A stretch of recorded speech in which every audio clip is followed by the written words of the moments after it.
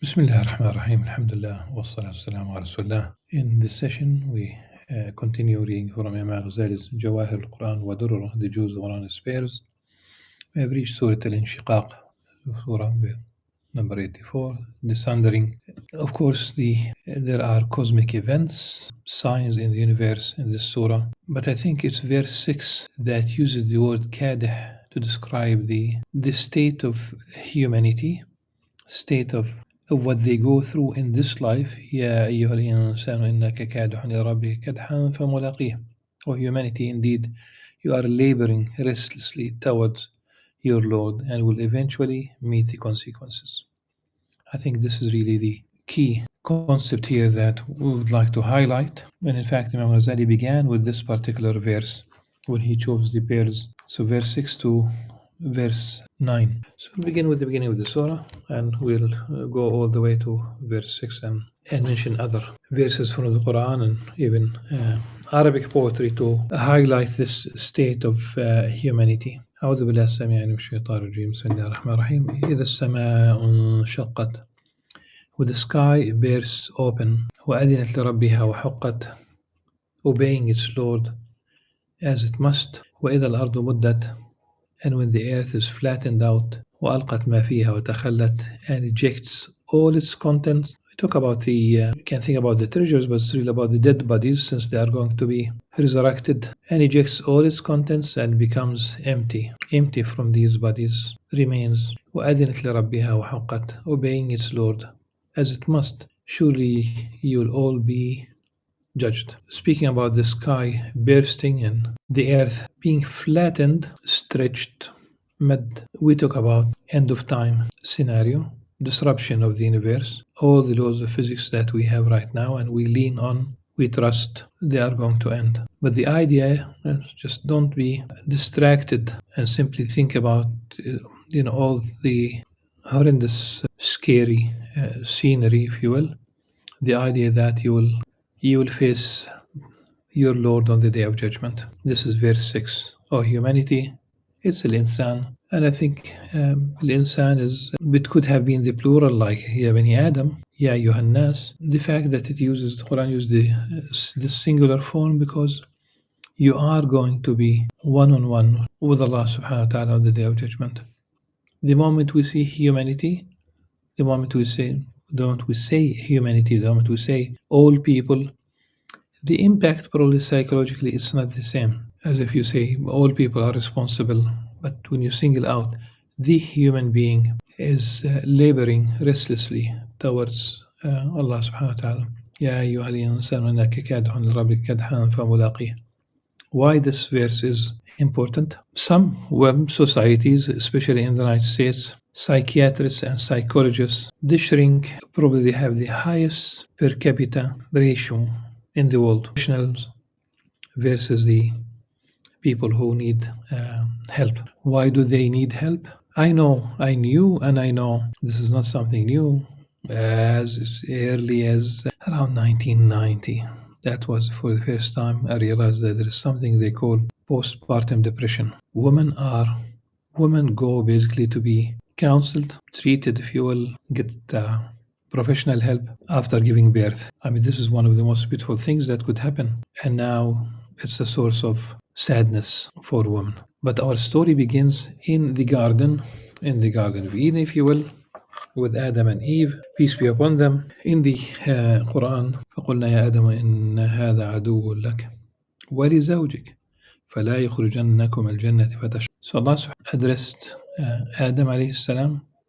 This is in Surah Taha. And we said to Adam, O Adam, this meaning Satan, he is an enemy for you and your spouse. Do not allow him to get you out of the garden of both of you. Fatash, you will labor, you will have a difficult life, you will sweat because in the garden it's a peaceful life. You have the food ready, you are sheltered, and there's nothing negative in the garden. Talk about when the Quran describes the believers who will end up in paradise on the day of judgment, and we remove from their chests ونزعنا ما في صدورهم من all the negative feelings, the grudges.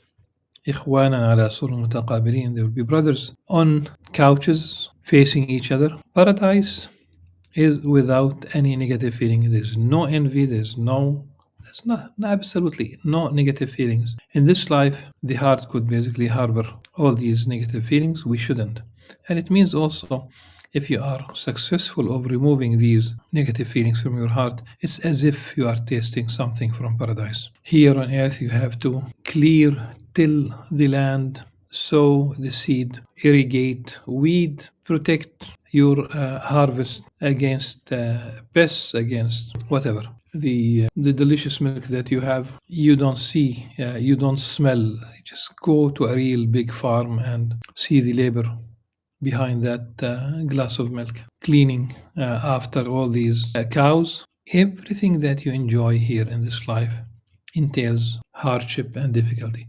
Every single thing. You have an intimate relationship, and ultimately, it's beautiful, but still, you might have a child there, which means 9 months of pregnancy, hormonal changes. And when it says fatashqa for Adam alayhi salam, this is not a gloomy story. It's basically the reality. The reality is that this life entails hardships, disease, sickness, frail health. If you are young, alhamdulillah, young or the young also could be sick. I have seen young people who got very, very sick. If you are old and not sick, wait and you might get a taste of that. At least weakness at an old age. Fatashqa, and the hukum, that's basically, though it addresses Adam alayhi salam in the singular, it's for both, for Adam and Eve. In our story as humanity, we do not want difficulty. We are not fearless. We might even go to run away from the hardships. So it is part and parcel of this life, and we should prepare our children for hardships and difficulties, and just to be strong on the inside and realize that this is our story. This is why some people just run away to alcohol. They don't want to face reality. That ultimately, even there is death, not only that there is difficulty and hardship and laboring. So they run away to alcohol. But alcohol will work only even if you get drunk. Ultimately, you will wake up. You will get just the impact of alcohol will disappear, and then again back to alcohol, and then you join AA meetings, alcoholics, and these anonymous gatherings where they speak about their experiences, they encourage each other. People who are around you, and you might not realize that they are alcoholic. When we worked at some universities in the United States, one administrative assistant, she disappeared for a while, and when she returned, she told me that she went to one of these, like to a program where she got rid of her alcoholism. She was addicted. And some people go to drugs, hard drugs. Maybe originally even they might experiment with the lighter ones, now legal in the United States. Some people might go to this sexual revolution, or many people simply, they have no limit. They have no red lines, not religion. So simply they call it now body count, how many people will be in your life. And they say that once women have all these multiple partners, the possibility of her being happy in her marriage drops, they say 20% after 5 men in her life, regardless, what percentage and what kind of happiness they are seeking. They might go to gambling, they might go to risky behavior, all because of the loss of meaning. And if all this doesn't work, or some people would like to avoid the alcohol and the drugs and the sex they just go to the mall time and again, buy bags, buy shoes, buy bags with, all these known names. Should we call it the Gucci phenomenon, in the sense of trying to find comfort in buying something expensive? It costs few dollars, and they sell it to you for thousands of dollars. You are buying a name because you have lost the ability to understand the meaning of this life. It's going to be tiring no matter what. And what else people who suffer, what options do they have other than finding meaning, finding comfort in their relationship with Allah subhanahu wa ta'ala. I'm not dismissing, professional help. By all means, if you need to go to a psychologist or psychiatrist will try to deal with it in terms of medicine. That's essentially the cornerstone. Psychologist, it's about a narrative, trying to give you a meaning, listening to you and trying to give you a meaning. A young woman in Holland, her she's depressed and she was given the advice get euthanasia, and she was happy about this diagnosis. She is sharing that she was going to go and have euthanasia, which means simply they're going to put her to death, really. Enough tranquilizers or whatever they give her, literally killing her in the name of medicine, in the name of humanity. And I think the hardship of working hard in the field, in construction, all this could be tolerated. You can go through this if there is meaning, if you know the meaning of this life, if you have the relationship, a healthy relationship. Because the right relationship with Allah subhanahu wa ta'ala means the right relationship with nature, with people, with yourself. So it's really so back to, I think there's a famous verse of poetry of Abu al-Ala al-Ma'arri, a blind Arab poet, who said تعب كلها الحياة فما أعجب إلا من راغب في ازديادي. Life is, all of it is tiring, surprised, he says, astonished, أعجب, of someone who would like to live longer. People who would like to live longer. What quality of life do you have? Abu al-Ala was obviously pessimistic, I think, hope not mistake, but this life entails hardship. So back to verse 6. يا أيها الإنسان إنك كادح إلى ربك كدحا فملاقيه. O humanity, O human being, indeed you are laboring restlessly towards your Lord, and will eventually meet the consequences.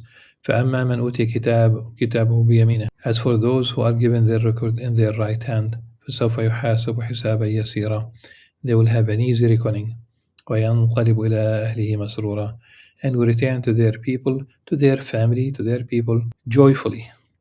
وأما من أوتي كتابه وراء ظهره. And as for those who are given their record in their left hand from behind their backs, فسوف يدعو ثبورا. They will cry for instant destruction. ويصلى سعيرا. And will burn in the blazing fire. إنه كان في أهله مسرورا. For they used to be prideful among their people. Prideful, they thought that they were happy with what they have. إنه ظن أن لا يحور. Thinking they would never return, meaning to Allah subhanahu wa ta'ala. This is really, life is a U-turn. The human story is a story of a U-turn. It began in the garden with Adam and Eve and the Satan's temptation and deception and the fall for the deception, Adam and Eve, where the story in the Quran. The Quran uses the dual suffix pronoun, so it's not Eve eating first in the Quran. The very first story in the Quran liberates women from being singled out for that initial sin, if you will. No, both of them were tempted, both of them ate, both of them were expelled. We will never know who was first, if there was a first, based on the Quranic language. Bala inna rabbahu kana bi basir. So a U-turn that began in the garden, this life, and back to on the day of judgment. The U-turn will end up with kind of a fork, like two exits, one to paradise and one to hellfire. Bala inna rabbahu kana bihi basira. Yes, indeed, verily, surely their Lord has always been all-seeing of them. فلا أقسم بالشفق. So I do swear by the twilight. Again, the la, we explained this before, it's stressing it more, the type of oath. والليل وما وسق. And by the night and whatever it envelops. والقمر إذا اتسق. And by the moon when it waxes full. لتركبن طبقا عن طبق. You will certainly pass from one state to another, passing from one state to another, from death to life to death, from life, death, resurrection. That's basically one way of interpreting this. I think there is still a possibility that it alludes to humanity being able to travel into space. That's my understanding of the verse. فَمَا لَهُمْ لَا يُؤْمِنُونَ. So what is the matter? with them that they do not believe. وإذا قرئ عليهم القرآن لا يسجدون. الله الحمد لله ولا إله إلا الله أكبر. بل الذين كفروا يكذبون والله أعلم بما يوعون فبشرهم بعذاب أليم. الذين آمنوا وعملوا الصالحات لهم أجر غير ممنون. So what is the matter with them? That they do not believe, and when the Quran is recited to them, they do not bow down in submission. In fact, meaning to prostrate. And originally, if you read the Old Testament, those prophets, and he fell on his face. If you have never prostrated yourself, even if you are not Muslim, just try to prostrate yourself. Put your forehead, nose, your face on the floor and pray to God. Ask for guidance. Try. In fact, the disbelievers persist in denial, but Allah knows best whatever they hide. So give them good news of a painful punishment. But those who believe and do good will have a never-ending reward. Inshallah. We'll be included amongst those who will be saved on the day of judgment. سبحانك اللهم وبحمدك أشهد أن لا إله إلا أنت أستغفرك وأتوب إليك. السلام عليكم ورحمة الله وبركاته.